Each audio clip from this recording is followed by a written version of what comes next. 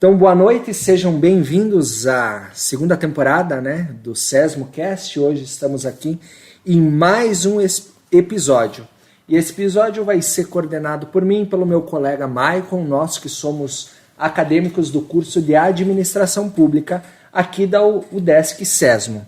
Estamos hoje sobre a orientação e apoio da professora Jussiele Baldissarelli e também sobre o apoio do professor João Marcelo.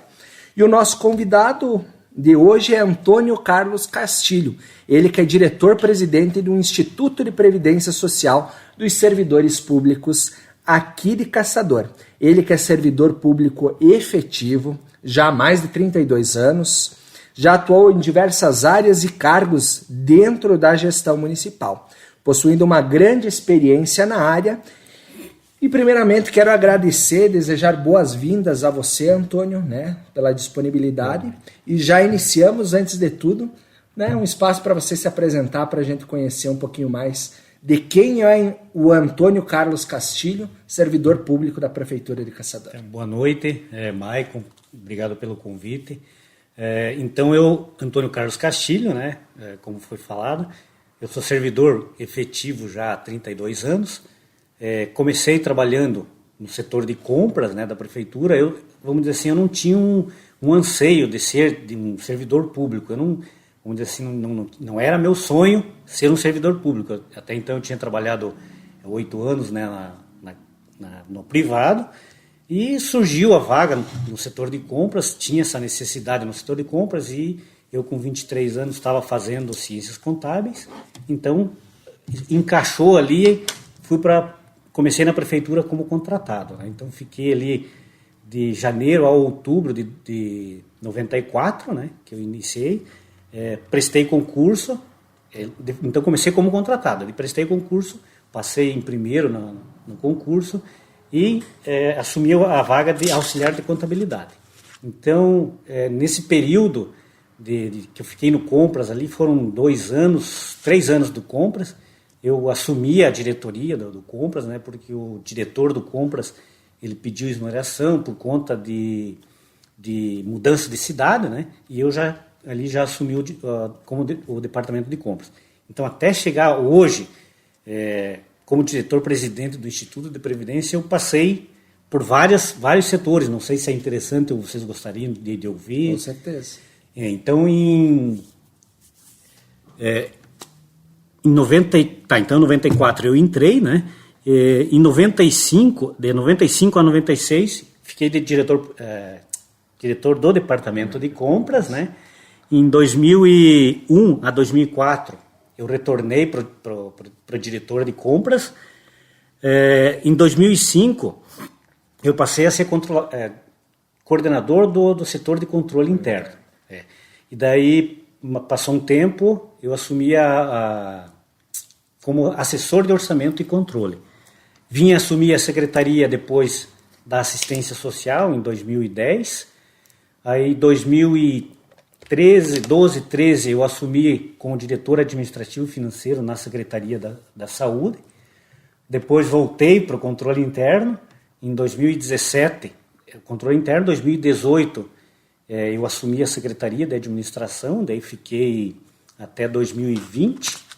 Em 2021, 22 eu fui aí eu assumi como diretor-presidente do Instituto de Previdência, que o Instituto de Previdência é o INSS do servidor público, é o INSS dos servidores da prefeitura, é o RPPS, que é o Regime Próprio de Previdência Social. Aí em 2023 eu voltei para secretário de administração. E daí o Alencar se reelegeu ali em 2024, E em 2025 ele disse, não, você assume de novo lá a Previdência. Então eu fiquei de janeiro a março de 2025, eu fiquei como diretor de planejamento. Secretário de planejamento, mas já tinha intenção de ir para diretor-presidente do Instituto. E estou lá até hoje. A pretensão é ficar até mais esses 4 anos. Que bacana. Sempre em cargos muito estratégicos, né, para a administração municipal, né? Sim. Orçamento, sempre. Administração, compras, né? Que até hoje ele é um setor muito complexo, né? E bastante necessário, né? Eu costumo dizer que o setor de compras e licitações é o coração, porque se ele não funcionar, a máquina para, né? Porque para tudo a gente demanda de fornecedores, né? Exato. E também o Instituto de Previdência, o qual o senhor coordena, também é muito importante, né? Para o bem-estar social do servidor. E é o final de carreira deles lá, é a garantia deles lá. Como aposentados. Manter a saúde financeira do fundo é algo complexo e muito necessário. Né? Com certeza. Estou aí. Nosso tema, Antônio, que a gente fez aqui é sobre os dilemas na administração pública. Então, toda pergunta tem um dilemazinho. Né? Uhum. A gente sabe que não existe, às vezes não existe o certo e errado. Às vezes existe um ou outro caminho. Né? Uhum. Então, a primeira pergunta que eu queria lhe fazer é: quando você está assim, com um problema pessoal, né? E precisa tomar uma decisão no trabalho, como que você lida assim para não deixar essa coisa pessoal te afetar? Porque normalmente a gente está com um problema martelando na cabeça, mas precisa trabalhar, né? E como é que isso, se não deixa isso te afetar para você conseguir decidir? Então, Michael, eu assim analisei. Eu, graças a Deus, assim, eu nunca tive esse problema, sabe? Então, eu sempre soube definir o que é particular do que é serviço. Nunca passei por uma situação assim, então, de repente, até nem não teria uma resposta assim pronta. Uhum. Mas eu acredito assim que sempre o interesse público ele deve prevalecer ao interesse particular, enquanto você estiver desempenhando a sua função lá dentro do órgão público, né? Uhum. Legal. Com relação à destinação dos recursos públicos, que é uma coisa muito discutida na sociedade, especialistas falam muito, a população também, né? Às vezes a população quer que o dinheiro seja destinado a tal área, questiona a administração por que o dinheiro foi para tal área, para outra área, não foi para aquela, né? E a gente sabe que toda essa destinação de recurso, ela precisa estar nas peças orçamentárias, né? Você consegue definir para nós o que seriam essas peças orçamentárias, como que elas são construídas? Muito bem. Então, assim, Michael, primeiro, as peças são o PPA, né, que é o Plano Plurianual, a LDO, a Lei das Diretrizes Orçamentárias, e a LOA, que é a Lei Orçamentária Anual. Então, a primeira peça a ser desenvolvida é o Plano Plurianual, que é o que vai dar as diretrizes para os próximos 4 anos do mandato do prefeito. Então, o que acontece? O PPA ele é feito para os próximos 4 anos. O prefeito que entra, vamos dizer assim, um exemplo, o Alencar que entrou agora, ele está executando o último ano do PPA que o Saulo começou lá em 2020, né? Então, ele elaborou o PPA e esse é o último, em 2022, esse é o último ano do PPA que o Saulo fez. Então, agora, o setor de contabilidade, o setor de planejamento, então eles já estão concluindo o PPA, que é para os próximos 4 anos. Então, vamos dizer assim, o Alencar vai executar 3 anos desse PPA e o próximo prefeito vai executar o último ano que vai ficar. Então, é para dar esse tempo para o gestor que está entrando agora, ele ter condições de elaborar o próximo PPA. A LDO, ela é 1/4 desse PPA, então são as diretrizes, né? Então, ele tira 1 ano do que foi planejado dentro do PPA, ele vai te trazer as diretrizes. Aqui ainda ele não te traz valores, né? Na lei orçamentária, sim, daí ele já atribui os valores. Então, de que forma que a gente estipula esses valores?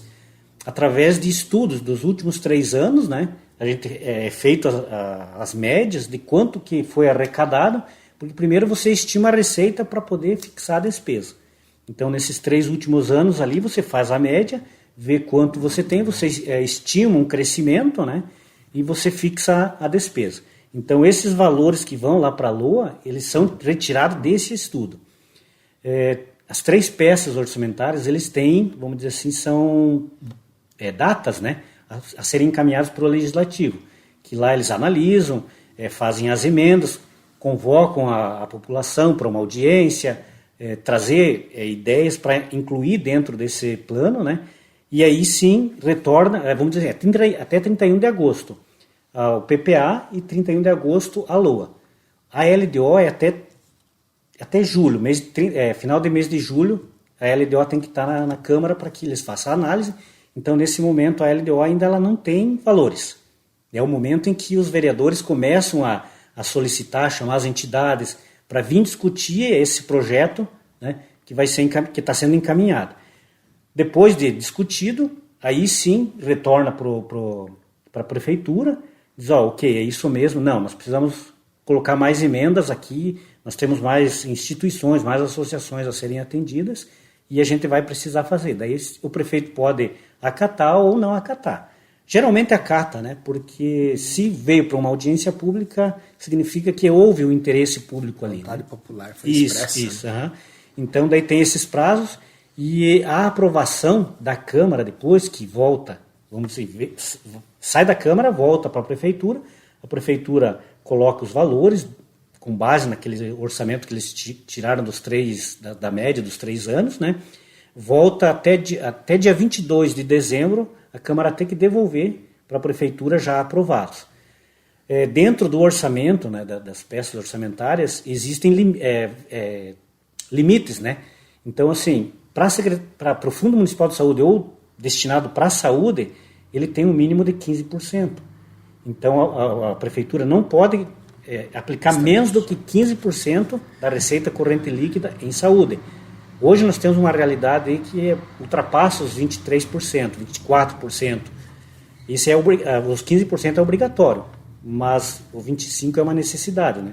Então, e existe um teto de gasto nessas áreas, por exemplo, saúde, educação? Não existe o teto, existe o mínimo. O mínimo aplicável. Menos de que 15% você não pode aplicar na saúde, com risco de rejeição das contas do prefeito, né? Na Secretaria de Educação, né, na educação, é 25%. Até a gente vê assim que a educação, às vezes, não tem necessidade de 25%. Mas, se não aplicar os 25%, o prefeito corre o risco também de rejeição de contas. Desse valor também existe um limite para gastos com pessoal, que não pode ultrapassar 54% do teto, incluindo a Câmara de Vereadores, né? Então, quando chega ali em 51%, o Tribunal de Contas já dispara os alertas, né? Opa, tem que reduzir os gastos aí porque geralmente, vamos dizer assim, horas extras, porque o pessoal efetivo ali não tem como reduzir. Daí, tem que reduzir ainda. Começa a demitir contratados. Aí começa a reduzir. Teve uma época que a gente passou por uma dificuldade, então reduziu-se em percentual, né, os contratados, os secretários também foi reduzido o salário para poder encaixar dentro daquele limite que é obrigatório dentro da lei. O cidadão ele consegue opinar na definição desse orçamento ou só via vereador mesmo? Na verdade, assim, é aberto, Michael, é aberto esse período em que é encaminhado a LDO para a Câmara, é esse período que as associações ou entidades, eles mandam projetos para a Câmara. É através da Câmara que os vereadores vão colocar as emendas, vão alterar a lei, as diretrizes, para daí sim voltar. Mas vamos dizer assim, se alguém vir na prefeitura, um grupo, prefeito, nós precisamos tal, ele pode já encaminhar com esse pedido, já dentro vamos dizer, de um desejo da prefeitura. Mas vamos dizer, o momento para fazer isso quando a Câmara chama, né, as entidades, e eles convocam as entidades mesmo para ir discutir. Porque daí agora também tem as emendas impositivas, né, que hoje dá em torno de uns 10 milhões que os vereadores, que é destinado aos vereadores, né. Até eu estava conversando esses dias com o vereador, eu fiquei curioso, né, digo, sim, vereador, mais ou menos quanto que você recebe para destinar nas tuas emendas impositivas. O vereador, ele disse que é em torno de 800 mil que o vereador recebe. Então é um valor bem expressivo, né? E é nesse momento que o vereador sente a necessidade das entidades ali solicitando, né, uma ajuda e tal. É nesse momento. Esses recursos das emendas impositivas, se um vereador destinar para a área de saúde, para a área de educação, ele vai entrar nesse mínimo obrigatório? Entra. Ele conta, vamos dizer assim, como ele é uma destinação, porque na verdade a emenda impositiva, quando ele diz que vai para a saúde, esse já é um recurso que era da saúde. Entendi. Você está entendendo? Então, tipo assim, esses 10 milhões de emendas impositivas, eles tiram de dentro do orçamento, e existe dentro das emendas impositivas uma obrigatoriedade também, que eles têm que obedecer os 15% de saúde, os 25% com educação, e eles têm que destinar já para essas áreas. Não podem, vamos dizer assim, sair dessa regra. Já não, tudo para saúde. As minhas emendas vão tudo para saúde. Não, tem que ser no mínimo 15% para saúde e no mínimo 25% para educação. Bacana. Sobre essa participação do cidadão, participação popular, que a gente chama de democracia, né? Como que ela pode estar presente assim na administração pública, sem prejudicar o andamento dos trabalhos? Porque a gente não tem condição, né, de toda hora o cidadão estar opinando. Ele pode deixar muito lento o trabalho do município, né? Como que a gente pode juntar isso? Deixar que o cidadão consiga opinar sobre a administração pública, mas que também não atrapalhe o andamento, né? Exato, Maico. Então, essa questão das audiências públicas já é uma forma de ouvir o cidadão, né? E que tem sentido, faz sentido esse questionamento, é atendido, não é atendido. É um momento em que o cidadão vem se expressar. Esse seria o orçamento participativo, né? Existe também a possibilidade dos conselhos de políticas públicas, as audiências públicas, né, que eu falei. Um outro canal são o setor de ouvidoria. Hoje a gente tem dentro da prefeitura, né, um setor de ouvidoria. Ele recebe, né, todas as demandas. Aquele buraco, um problema no bairro, então ele faz essa ouvidoria. Essa é uma participação pública, sabe? Iniciativa popular, esses abaixo-assinados que a comunidade faz também, né? Tem um determinado, eu não conseguiria hoje dizer assim exatamente qual é o percentual, quantas assinaturas precisariam, que a população tem poder de criar uma lei. Mas depende eu não sei explicar para vocês aqui bem certinho quanto seria necessário para que isso acontecesse, né? Outra coisa é a definição de objetivos claros, né? Vamos dizer assim, no momento de uma auditoria, você consegue, de uma audiência, né? Objetivos claros, não passar coisa que tenha dúvida, aí complica, né? Porque a pessoa, você não consegue ajudar e acaba ainda atrapalhando mais, né? A questão da transparência, né? O portal da transparência, aos atos administrativos. Capacitação dos participantes e utilização das tecnologias, né? Hoje a gente tem muitos aplicativos aí que até o pessoal estava brincando, tem aquele onde está o seu buraco, que é a questão do aplicativo, diz, tem um buraco na rua, entra no aplicativo lá e informa onde que é e tal, né? Uma lâmpada queimada. Isso, lâmpada queimada, exatamente. Legal. A pessoa consegue participar hoje em dia da própria casa, né? Ela consegue participar da administração pública. A tecnologia deixa mais próximo, né? Deixa, exatamente. Na Constituição, né, a gente tem uns princípios ali que regem a administração pública.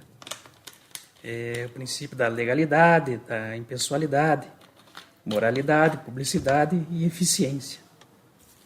Sobre a eficiência, né, na administração de empresas privadas, a eficiência, eles veem como fazer mais com menos recursos, né?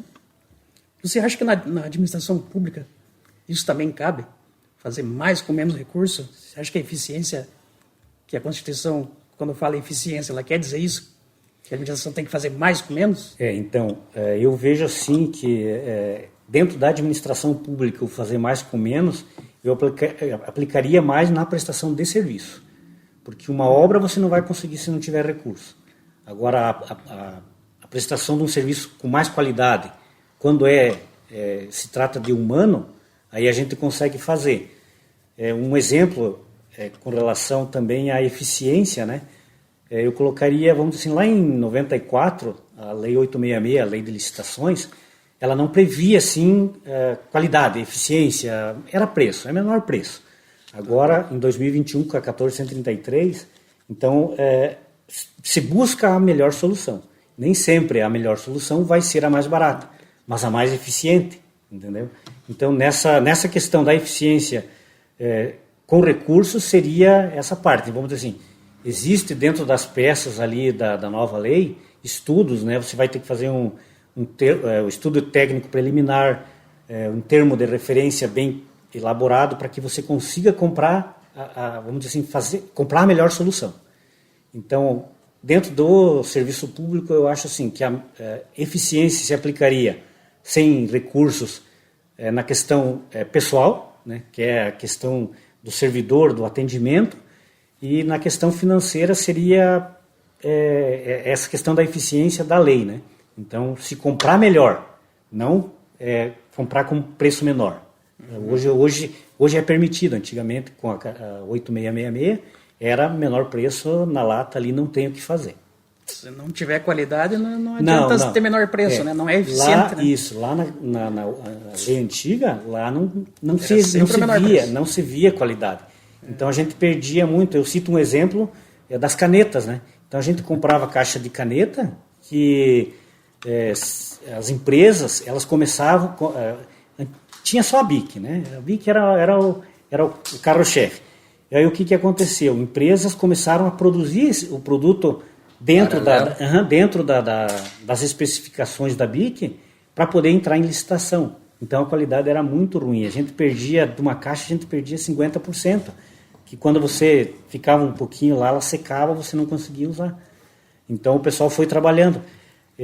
Então, assim, dentro agora da 1433, você pode fazer, dentro do estudo técnico, né, você vai dizer o que é a melhor solução. Você vai exemplificar, vamos dizer assim, a caneta, para mim, não adianta eu comprar pelo menor preço esta caneta aqui, porque eu vou perder metade dela. E essa caneta aqui, vamos dizer assim, é um pouco mais caro, mas eu vou conseguir usar a totalidade dela. Bom exemplo. É o exemplo muito claro, né? Que o mais barato nem sempre é o mais eficiente, né? Porque a gente se confunde muito quando a gente entra nesse assunto da eficiência, principalmente no setor público, que é fazer mais com menos. E não é isso. Exatamente. Né? É fazer melhor. Porque quando você tem que fazer de novo, no caso da caneta, comprar outra caixa, o preço vai dobrar. Vai dobrar. Né? E você vai ter o retrabalho de fazer mais uma compra. Né? Então não é só o custo do produto, é o custo do capital humano que vai estar trabalhando em um novo processo. E eu digo assim que é uma aplicação mais correta do dinheiro público, né? Porque a gente que trabalhou anos ali dentro do setor de compras e licitações, então a gente via assim, que tinham empresas que trabalhavam mesmo só para vender menor preço, qualidade zero. E a gente não tinha como excluir eles do processo, entendeu? Porque eles, vamos dizer assim, cumpriam com tudo que estava se pedindo no edital. Então era uma coisa assim bem difícil e alterou essa lei. Hoje, então, assim, a gente não compra pelo menor preço, e sim pela melhor solução. É o que você disse, nem sempre o mais barato é o mais eficiente. Agora, é o melhor, mas assim, se você fizer um estudo bem feitinho, que você consegue definir a tua melhor solução, você vai pagar mais caro, mas o aproveitamento vai ser muito mais... Joia. Então, seguindo aí, né, com nossa entrevista aqui com o seu Antônio, a gente chega aqui num assunto que é o conflito de interesses, né? É o senhor servidor público e hoje é presidente do Instituto de Previdência Municipal. Isso é algo que talvez o senhor já foi interrogado, né? Como que o senhor lida para equalizar os interesses da administração pública e os interesses dos servidores públicos? Porque hoje o senhor, como presidente, é uma indicação do prefeito, né, do gestor municipal, né, do chefe do Poder Executivo, mas também é servidor público. Quando o senhor lá tem que, a exemplo, replicar uma lei nacional que revisa algum direito do servidor público? Sim, é uma pergunta bem boa, porque como eu já fui servidor, então eu trabalhava, então eu via assim, se eu tinha um bom equipamento, se eu tinha um bom material, uma boa sala, uma boa companhia, um bom conhecimento, para mim era o suficiente. E daí, quando me tornei secretário da administração, então eu sempre falava para o pessoal do TI ali, eu disse, gente, o computador é a enxada do agricultor. O nosso computador é como se fosse uma enxada para o agricultor. Se ele não tiver uma boa enxada, ele não vai produzir. Então, sempre primei assim, por ter um equipamento bom, né? Então, capacitação é muito importante para os servidores. Claro, tem servidores assim que não adianta ter o melhor equipamento, ter uma equipe boa, parece que vem de berço essa coisa. Não né? vai então ser tá agradável. lá, ele passou, não vai ser agradável. Vamos dizer, passou no concurso, estudou para passar no concurso, a gente vê que ele não tem um perfil para ser um servidor público. Aí esse atrito de interesses, esse já é mais complicado de você lidar, né? Às vezes você vai ter que estar mudando ele de setores. É uma coisa assim complicada, entendeu?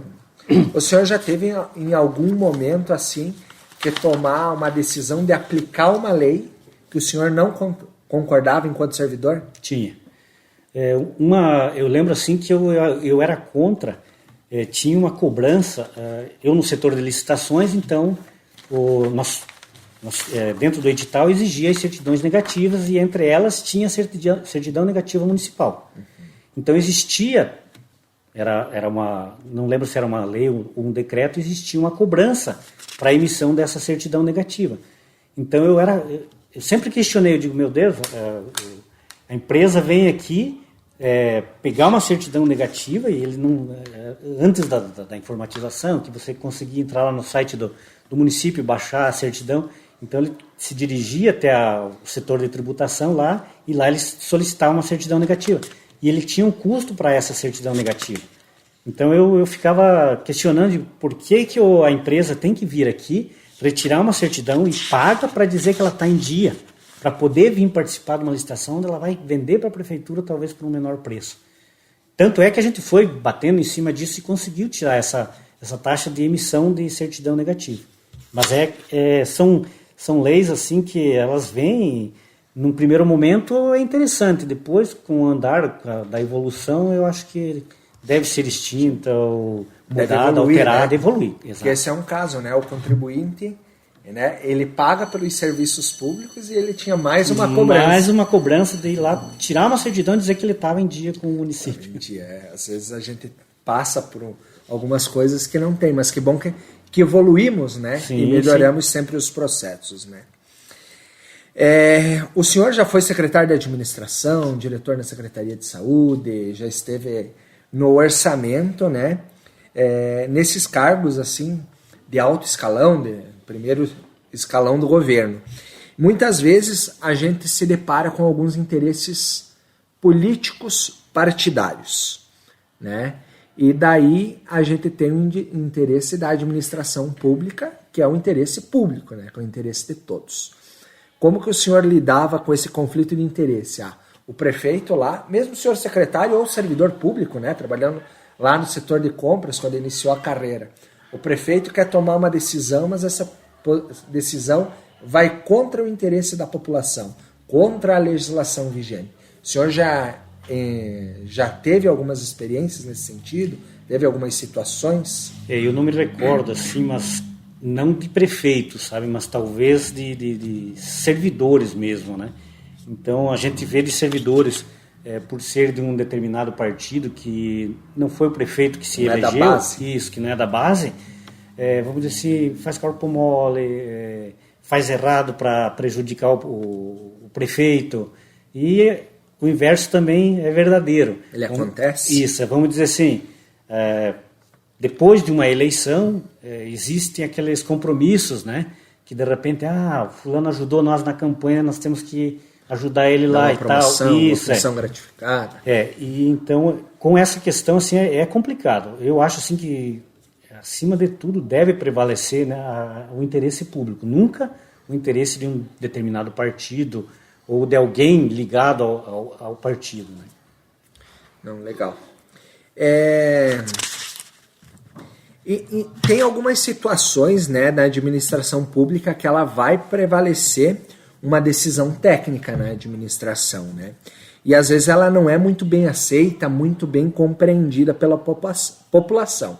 Quais estratégias que o senhor acredita ser mais eficaz, né, para manter esse diálogo com a sociedade e aproximar os pontos de vista? Porque, por exemplo, algo que é bem notório e é bem agressivo que a população contra contra os radares de velocidade. Né? Eu moro na cidade de Videira, lá recente a gente teve um grande conflito em razão desse assunto, mas é algo necessário para garantir a vida, né? Exato. Né? Como que o senhor entende essa visão aí? Ao longo de 32 anos, o senhor deve ter acompanhado muitas mudanças da administração pública que foram impostas, né? E a sociedade não aceitou muito bem. Então, são várias situações, mas eu vejo assim que sempre deve prevalecer o interesse público, né? Eu cito um exemplo que aconteceu agora há pouco tempo, né? A questão de loteamento, né? Então tinha uma dificuldade do Instituto de Planejamento liberal, aquele loteamento, tal. O legislativo descendo a lenha que a coisa não anda e tal. Aí o que aconteceu? Eles solicitaram, né, uma audiência pública e convidaram o diretor do Instituto de Planejamento para ir lá, prestar os esclarecimentos, né, para a população ou para aqueles interessados, né? Então o que aconteceu? Ele apresentou assim, de uma forma mais simples, mais clara, né, o porquê, o que estava impedindo. De repente uma licença ambiental que não estava saindo ou que precisaria. Então ele deixou de forma bem clara quais eram os impedimentos, que não era, vamos dizer assim, problemas do Instituto ou que era lá que estava travando. Não era nem de um órgão municipal, às vezes, né? Um órgão nacional, estadual. Isso, que não queria que a coisa funcionasse e tal. Então eu defendo muito a questão das audiências públicas. Audiência pública, para você elucidar problemas, trazer a solução, é o melhor caminho. E teve também, até um tempo atrás, a questão das estradas do interior, né? A gente tem problema das estradas do interior, a questão do transporte escolar. Então foi promovida uma audiência pública, né? O vereador chamou a audiência pública, vieram os moradores das comunidades do interior e ali eles acertaram o que deveria ser feito. Eu digo assim, ouvir o cidadão, ouvir a população é a melhor saída para esses problemas, né? Então, vamos dizer assim, pelo menos eles saíram entendendo como que a coisa funcionava, né? Porque às vezes chega muito distorcido e ele se mete o pau sem saber o que está acontecendo. Então, a audiência pública é o principal. Daí talvez a ouvidoria, que é uma outra ferramenta, né? E é por aí. Hoje eu li um negócio, o senhor tocou ali no assunto de loteamentos, né? Eu li um comentário nas redes sociais de alguém indignado sobre as mudanças que estão tendo. Que o município de Caçador é um dos maiores da nossa região, né? Correto. Os municípios maiores, eles tendem a regulamentar lei antes dos menores. Né? Os municípios menores acabam regulamentando mais tarde, né? E a lei do plano diretor, ela previa algumas mudanças da lei anterior que regulamentava, né, os loteamentos. E hoje o município exige pavimentação asfáltica, né, não aceita mais calçamento, a rede de esgoto, rede de energia, de água e calçadas, né? Isso. Como que o senhor vê essa evolução? Eu digo assim que é um passo muito importante, porque antigamente abrir um loteamento era muito fácil. Ia lá, cortava o chão e começava a vender os terrenos, né? Ia algum agrimensor, fazia as medidas e começava a vender terreno. Aí sobrava para o município fazer a pavimentação, a rede de esgoto, a energia já vinha, vamos dizer assim, a própria Celesc, né? Que é a empresa estadual, né? Mas eu penso assim que com essa evolução soluciona o problema de pavimentação, vamos dizer assim, o município não tem que estar se preocupando. A gente está abrindo novos loteamentos, a gente está criando um problema que vai ser essa pavimentação. Uma outra questão também que eu vejo é a questão dos terrenos baldios, muitos terrenos baldios dentro do perímetro urbano que hoje já existe. Então, tipo, você criar um loteamento, aumentar o perímetro urbano, de repente talvez não seja a solução. Seria de repente criar algum projeto para fazer com que quem tem o terreno ou venda ou construa. Vago, né? Isso, terreno vago já. Então a gente tem muitos terrenos baldios dentro do perímetro urbano. Claro, o interesse... E áreas nobres, né? Áreas nobres, A questão da criação de novos loteamentos, claro que existe o interesse de financeiro, imobiliário, né? Mas por isso que às vezes, de repente, tem que se estudar bem antes de liberar. Porque pode gerar um problema social, né? Sim. Vai um loteamento muito longe de escola, unidade de saúde, centro de referência social, né? Como que dá o acesso para essas pessoas que vão para esse loteamento vir para esses serviços públicos essenciais? Exatamente. Tá joia. Antônio, assim, nós somos acadêmicos do curso de administração pública, né? Por algum motivo, muitos colegas estão nesse curso, talvez para tentar um concurso, uma função pública, né? Temos um colega aqui, né, o Maicon, que é servidor público há muitos anos, né? Qual que seria a mensagem que o senhor deixaria para esses acadêmicos que têm interesse de ingressar numa vida pública, né? Porque mesmo sendo servidor público de uma área técnica, você passa a ter uma vida pública, né? Exatamente.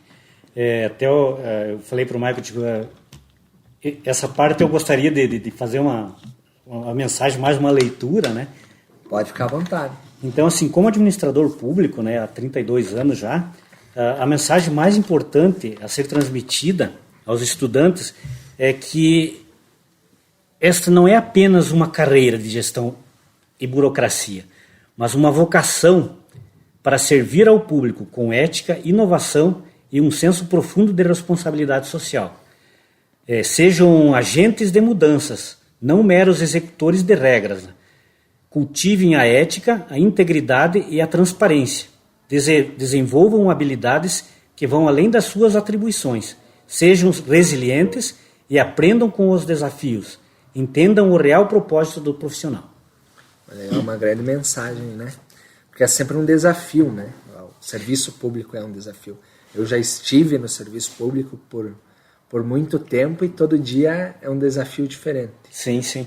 Eu lembro assim que quando eu entrei dentro no serviço público, né, uma coisa que eu me cobrava é que eu não, porque a gente tinha assim uma questão de que o servidor público é mais devagar, é mais preguiçoso. Então era uma coisa assim que eu tinha para mim, que eu entraria no serviço público e eu não ia virar um servidor vadio, assim, sem vontade de trabalhar.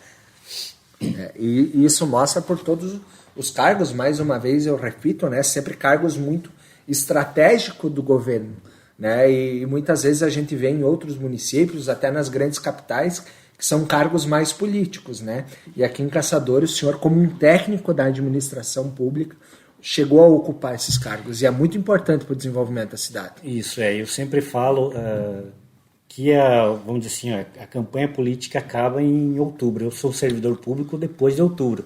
Então, independente se é o prefeito que eu gostaria que ganhasse ou uma oposição, eu trabalho igual de qualquer forma. Então, eu digo assim que em esse tempo que eu fiquei, eu ocupei cargos na oposição, na situação. Então, é interessante você levar sempre o teu trabalho com responsabilidade. E não porque o prefeito não é aquele que você queria que vencesse, né, que você vai se jogar nas cordas, que você não vai trabalhar direito. Nunca deixar o interesse pessoal estar acima político do interesse prevalecer, público. Exatamente. É isso aí, parabéns. Maico, tem mais alguma consideração? Estou aí. Só agradecer ao Antônio pela vinda. Eu Aprendemos que agradeço. muito com ele hoje, né? Com certeza, foi uma aula e isso, né, o nosso podcast vai levar e a gente vê que Caçador está em boas mãos, né? O Instituto de Previdência, nesse momento, principalmente, né, tendo um técnico à frente da sua gestão. Eu digo assim, a questão esse meu último cargo de diretor-presidente do Instituto de Previdência, ele deve ser ocupado somente por servidor efetivo, né, ou já aposentado. Eu preciso o meu nome precisa ser aprovado na Câmara de Vereadores, é encaminhado o meu nome, abre-se uma votação, tem que ser aprovado. O gestor ele tem que passar por uma certificação também. Então, essa certificação são 60 questões, das quais você precisa ter um aproveitamento de 50%. Então, isso eu já fiz, já tenho a certificação. Então, legal. Eu digo assim que é uma coisa bem gratificante, e eu acho assim que, para mim, vai ser o fechamento da minha carreira, que eu me aposento aí em julho de 2027, quero continuar, né, até o final do mandato do Alencar, né, que já que ele nos deu esse voto de confiança, a gente quer concluir o mandato. Nossa, que bacana, eu não conhecia, né, que o presidente do Instituto era indicado para o prefeito, mas ele precisava dessa autorização legislativa para atuar, além da formação, né, da técnica e essa certificação. Isso, existe essa certificação, ela é obrigatória para todo o gestor. Se você... eu tinha até 31 de julho, né, para ter essa certificação. Se eu não passasse, eu não obtivesse essa certificação, eu teria que deixar o cargo, né, o Conselho Deliberativo iria solicitar a minha saída, né, para que um outro que tivesse a certificação assumisse, porque senão a gente estaria irregular, né? Mas graças a Deus deu tudo certo e a gente continua. Que bacana, né? Então, assim, para finalizar, mais uma vez eu quero agradecer muito a sua presença, a sua disponibilidade aqui para estar nessa entrevista, né, aqui na universidade. Para nós, eu tenho certeza que para o Maicon, para os meus colegas alunos que vão acompanhar o episódio aqui do podcast, foi uma verdadeira aula. A gente conheceu muito mais da vida prática de um administrador público, de um técnico que está na administração pública. E, mais uma vez, quero agradecer e convido a todos aí para acompanhar o próximo episódio do SESMOcast.